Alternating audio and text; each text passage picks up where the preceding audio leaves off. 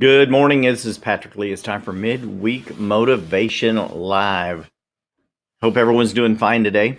Ready for an exciting show. We're going to be talking about something that to realtors is a topic that's near and dear to our heart, and many other people in sales and other types of business, and something that's hopefully going to motivate you as well. Today, we're going to be talking about scripting your life.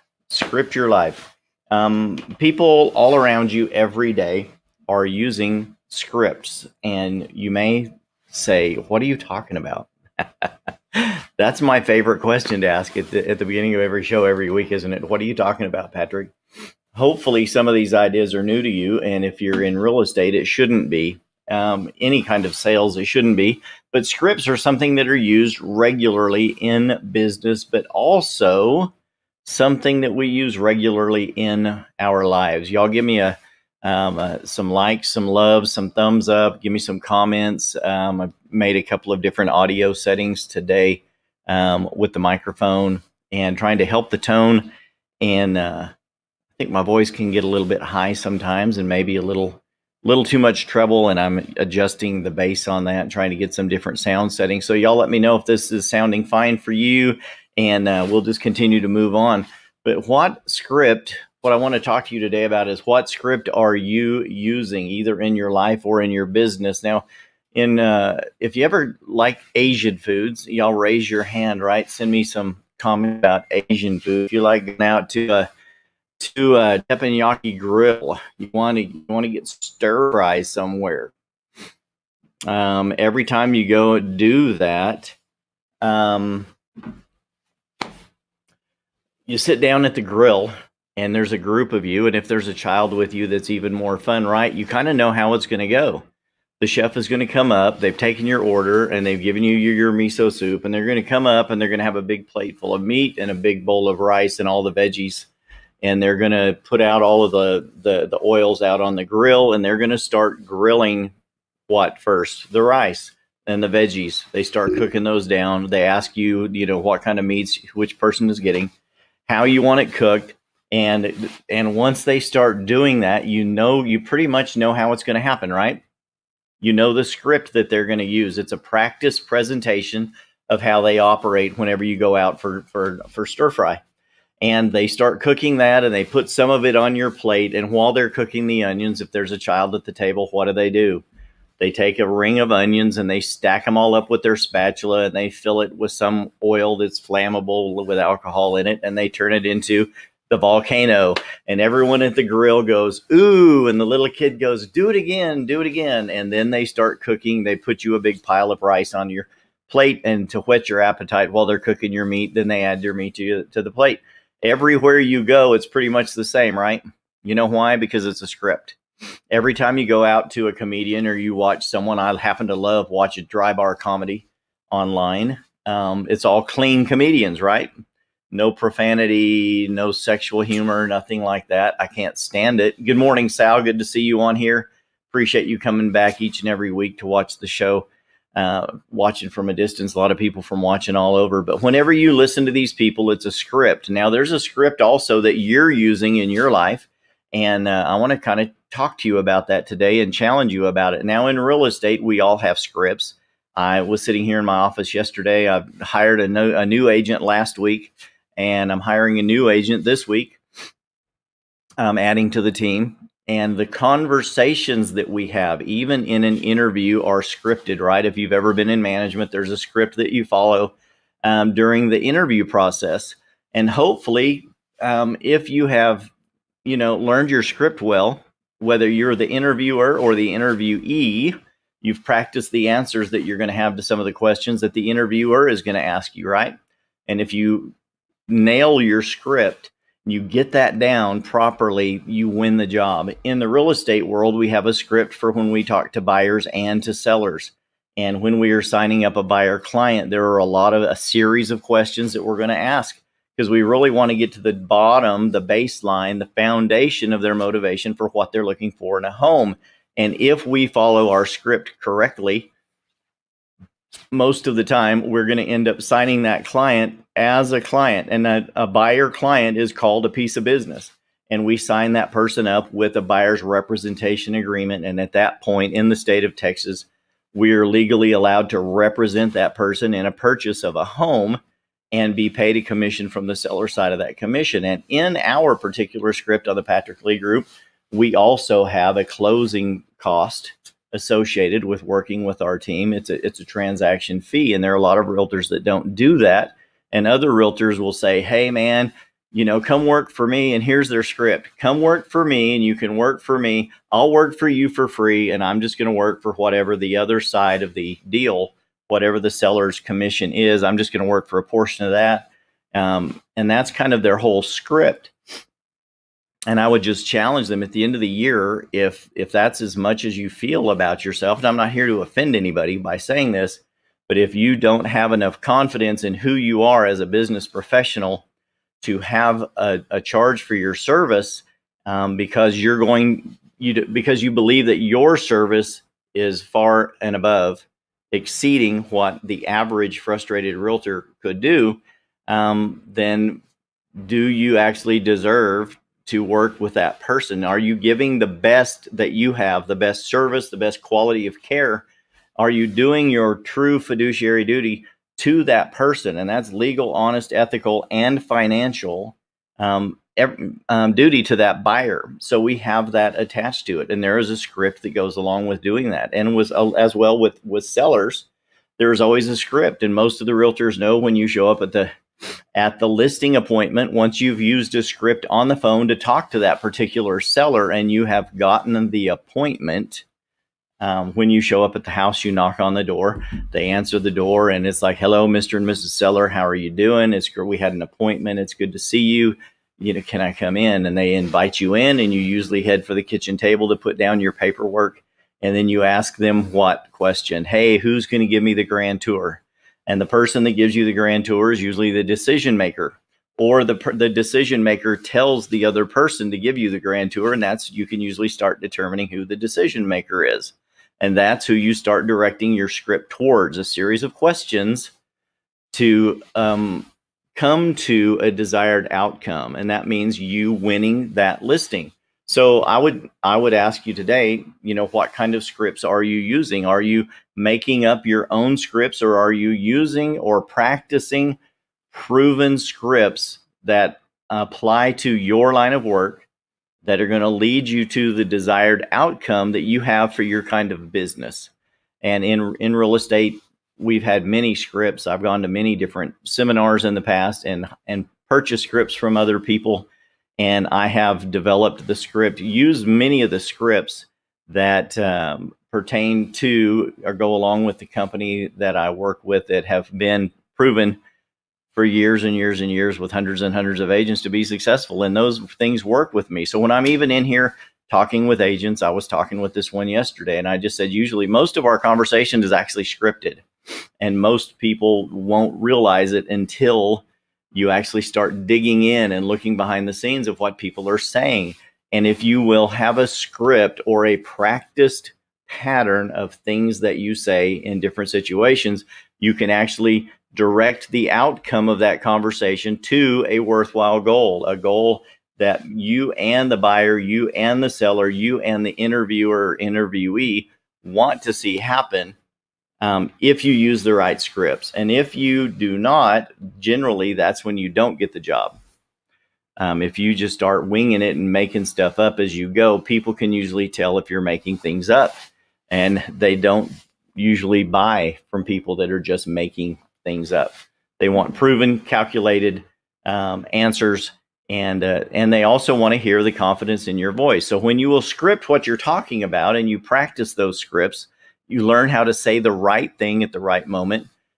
Here at EXP, most of the leadership here, we all talk about right things in the right order. So you need to have your script in the right order. You don't jump to the end of a script and start talking about the price of the home, what your commission is first, right? You get to the bottom, the baseline of what it is that the person wants to achieve. You go through a whole stream of questions that are going to lead you towards the goal at the end, which is that person signing to do business with you. And once you have that done, you can start getting the commission and the price. Those things are all a byproduct of at the end of the conversation. That's not something that you talk about at the beginning of the conversation. So you need to say the right things in the right order so you get to that worthwhile goal, right? So today the question would be, what script are you using in your life? And if that script that you're using, and let's just move away from real estate for a moment. Let's talk about let's just talk about alcoholism. Let's talk about homelessness. Let's talk about some deep subjects. Let's talk about low self-esteem. Let's talk about being overweight. What script are you using to describe yourself in conversations with other people? Do you have excuses for the way that you are? Is there something that's happened to you in the past that you're continuing to dwell on, that you are allowing that script, that thing that you say about yourself every time you talk to someone about you, or every time you look in the mirror and talk to you about you? What script are you using? What kind of things do you say? If you're overweight, do you say, I'm big boned? Do you say, everyone in my family was overweight, so I guess I'll be overweight too? Do you say something like, I just like to eat, so hey, love it or leave it, I don't care, I'm happy with me? If you're depressed, what things do you say to yourself in your mind when you're all alone? Those are the kind of things that I really want to talk to you about today, to challenge you to think about, because your ears are gates into your inner being. And actually, the words that come out of your own mouth go into your own ears, and they can program your thoughts and your feelings. All your feelings are is something that tells you how you feel. So we need to flush those, okay? Feelings just tell you how you feel, and they lie to you all the time. But your inner person, your belief system, is changed by what you hear. And the things that you hear can be what you speak. It can come right out of your mouth into your own ears. And a lot of people call that positive affirmation, which is something that we talk about on the show as well. But if you change the script, you can change your life. There are, what do you think could happen if you changed blank, something in how you talk about yourself, and fill in the blank? If you changed one word in a sentence about alcoholism and said, I know I'm an alcoholic, but I can never change. What if you just took the word never out of that sentence and said, I know I'm an alcoholic right now, but I can change? What if you changed the way you talk about yourself from being negative to start using positive words? I believe I can get up earlier in the morning. I believe I can go to the gym and start working out. I believe that if I want to make a difference in my life, I have the power to make the difference in my life. Words are energy containers. Let's talk about that for a minute. The power of words. Words are energy containers. And the things that you say have the energy to change your life. I've shared the story on here many times years ago when a business owner drove through the drive-through of the burger joint I was the assistant manager at and handed me a manila envelope with some cassette tapes in it. And they were positive motivational speakers. Earl Nightingale was one of them. And I started listening to these cassette tapes, and I started allowing those words, that energy from those words, to get into my soul and into my spirit and start changing my belief system about who I was and who I could be. I was looking at a picture yesterday of myself with an old girlfriend, and it happened to be in a text message from years ago, and I didn't even remember seeing it. And someone sent me this picture and said, hey, do you remember this? Those were good times. And I literally was about 18 years old, and I weighed about 103 pounds. I wish I weighed closer to that now, and I am working on that, believe me. So I looked at myself and her, and some of the messaging that was in there, and it said, oh my gosh, we were so skinny. And it also, it also said, yeah, but we're poor, so we couldn't afford to eat a whole lot. Wow, what a horrible mindset, right? I'm skinny because I'm poor and I can't afford to eat a lot. That was part of the truth, but that wasn't all the truth. That was just the truth that I was telling myself at that time. I always felt like I was skinny, and I told everybody I can't gain weight. I do everything I can to gain weight. But in my mind, actually, I didn't feel like, I felt like if I ate more, then someone else would eat less. And that was a weird thing for me. And most people don't even know that that's kind of how my thought processes were going in those years. And I know a lot of people that have thoughts like that, whether they're overweight or underweight, whether they have a drinking problem or they don't have a drinking problem. Maybe it's smoking, maybe it's whatever, maybe it's bad, language. I know a lot of people that have a profane tongue and it just, what does that mean? I'm trying to say it really nicely. It's like, man, they got a mouth like a sailor. They say that's just who I am. I can't stop cursing so much. And I've say this on here a lot all the time as well. Show me your friends, I'll show you your future, because you will become a combination of your 5 closest friends. And I know that when I hang around certain people more often than others, then little words will come out of my mouth that I don't appreciate. And when I get cut off in traffic, something may come out of my mouth and people would say, Patrick Lee, I can't believe you used that word. And I'm like, you know what? Me either. And that means I need to change the script, the things that I use in my life, the things that I say. So when I talk to other people and they have these issues with maybe with alcohol or with drugs or with self-deprecating talk, or a defeatist or negative attitude, and try to talk to them, I try to say, you need to change your words. You need to change the things that you say about yourself, the script that you use to describe your life. Maybe you were disabled in an accident in the past, a work accident, an auto accident, and you applied for disability and you didn't think that you would ever work again, and you got disability pay, and you're content now to live on whatever you get for disability. And there are some days you wake up and you have pretty much energy and you feel like you could go out and do some things. Well, are you content to just continue to live on disability pay for that little pittance of what your worth is? Or when you start feeling a little better, can't you change the script of your life and say, hey, you know what? I don't think I want to be on disability forever. I may be on disability for now, but I'm going to get stronger. And when I get stronger, I'm going to start working out.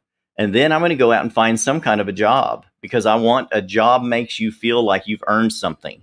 And that adds so much more to your self-worth as a person, because you worked for your money. And it doesn't mean that you just have to go out and always work for someone else. What if you've been disabled and you have a brilliant idea, right? The Bible says in the book of Proverbs that God will give us ideas for inventions, witty inventions. We have the mind to start new companies. What if you are disabled and you're just living on disability? You may be in a trailer out in the middle of the woods somewhere, and God gives you an idea for something. Maybe it is an invention, and it's someone you need to meet someone to move that invention forward, and you can start making money. I read a story years ago about a guy who was an ex-football player. He loved to hunt and fish, and he invented a lure. He would make these fishing lures, and he lived in a trailer out in the woods, and he started making these lures, and he started selling them to somebody. He was not playing football anymore. He used to play with some pretty famous people, and now he looked like a hippie living out in the woods, and all he did is, not talk to people and make fishing lures. And someone found out that his fishing lures worked really well. They introduced him to the right people, and he ended up selling his fishing lures, got a contract to sell them to Walmart, and he became a millionaire, living in a trailer out in the woods, not thinking that he would ever do anything or amount to anything in life. Now, there are hundreds of stories like that out there. Maybe you can have a story like that too. Everything in your life is a script.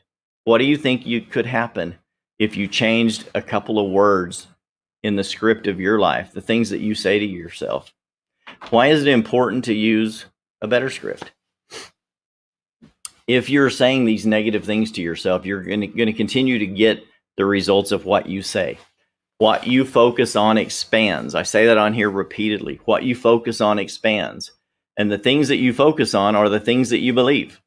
And the things that you believe are because they're the things that you have heard, that you have allowed to come into your spirit, that you believe to be true.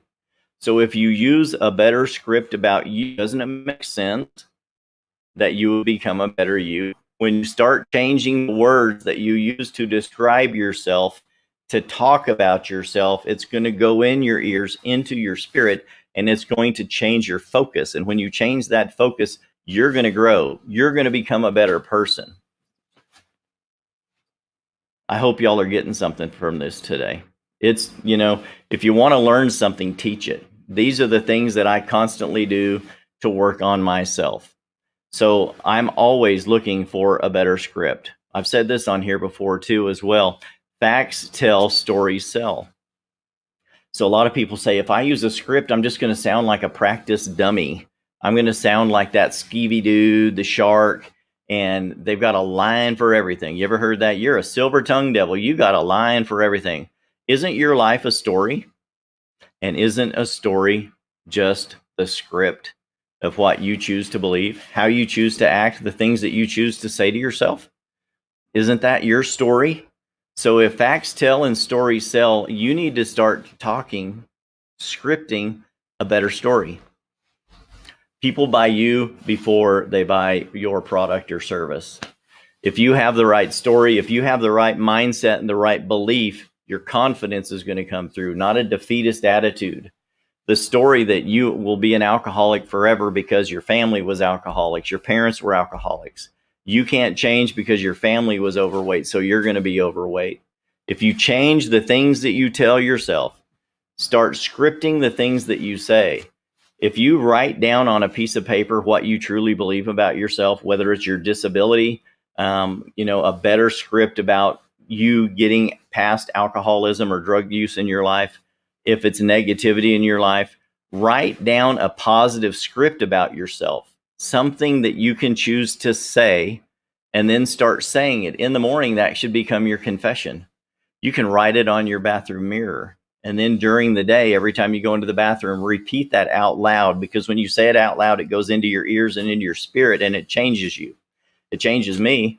My wife writes things on the mirror that are always positive, and she usually writes them in lipstick, and it says something like, "Hey, you're a hunk of man ham." What does that even mean? I love you, babe. And whenever I walk into the bathroom, I see that written on the mirror. And you know what it does? It reminds me and it reinforces in my brain and in my spirit that my wife loves me and she finds me attractive. Don't you want to have something like that in your life? Don't you want to change your life? In real estate, it is the script. That's the key to you being successful. The more people you can get in front of, number one. And number two, the better you use the script that you have learned to talk to that person intelligently and help them achieve the goal that they want to achieve, whether it's buying a new home or selling the home. Practice your script. If you need to, and I recommend that you do, and you want to change your life, start talking that script out loud with a friend. Start practicing saying more positive things about yourself. Get a friend to be a accountability partner with you. And every time you say something negative, they need to turn around and repeat your script back to you. No, you're not overweight. You're under tall at the moment, but you're working on your weight. You're eating healthier. You are working out. And you are going to be able to fit into smaller clothes in the future. No, you were an alcoholic. You're not an alcoholic anymore. You have the power to not drink, and I'm going to help you. And we're going to change that. All of these things are things you can use to change your life, right? I may be poor now, but I'm not poor because I have a roof over my head and I have shoes on my feet. And I'm going to go out and do something new to increase my business so I can do better in life. These are all the things that are important for you to know and to practice in your life. If you're, a seller of a home, and you're going to hire a realtor to come out and talk to you about selling your home, and the realtor shows up and they're like, "Hey, man, we talked on the phone. We got an appointment. This is great. Hey, show me your house." And they just walk in and you show them the house. They don't ask you any questions, and they sort of fumble around with some papers, and they talk about a few things and say, "Hey, yeah, I think your house is worth about so-and-so. Let's list it." Is that the kind of person that you want to talk to? Or would you rather, my message here is, the question is, given the choice between a fumbling agent or salesperson and a confident, knowledgeable one, who would you choose to work with? When that agent comes in and their conversation starts to be directed towards a worthwhile goal, and they ask you intelligent questions about the property, the quality of the property, any updates that have been done on the property, what your knowledge is about your own home, and what the comparables may be in your market, what the absorption rate of the market happens to be right now based on how many homes are actually selling in your price range versus the ones that are sitting on the market, possibly month after month. A pricing strategy to price your home, either depending on the amount of time that you have to sell it, either above market price if you have a little bit of time to move, or right at market price if you're actually confident that you have somewhere to go. One of the scripted questions I ask almost every seller is, if I sell your house in a week or 6 months, do you have a strategy? Do you have a plan for that? If your house goes under contract next week, do you have somewhere to go if we close in 20 days? That's an important question to ask, right? So if I'm asking you these questions and we get down to the end of this, are you going to talk to someone? Are you going to want to list your home with someone that actually has a plan and a strategy, a marketing plan as well for how they're going to sell your house, or just talk to the agent that was referred to you by a friend of a friend, and they're cute and they wear the right clothes and they're bubbly and they go, yeah, I can sell your house, and they don't even have a strategy and they haven't even asked you any intelligent questions? Who are you going to choose to work with? Life is a script, and I would challenge you to change the script and change your life. Okay? That's pretty much it today. I want to tell you that I believe that you have the power to change your life, and you can do it if you'll change the script that you are using to describe who you are, where you are in life, and what you can achieve in life. Change those words, say them out loud, let your spirit hear them, and that will become the area that you focus, and what you focus on expands. Remember that? I appreciate you guys. I really do. Courage begins at the end of your comfort zone. This has been Patrick Lee with Midweek Motivation Live. I appreciate y'all coming back each and every week. I'll talk to you next week.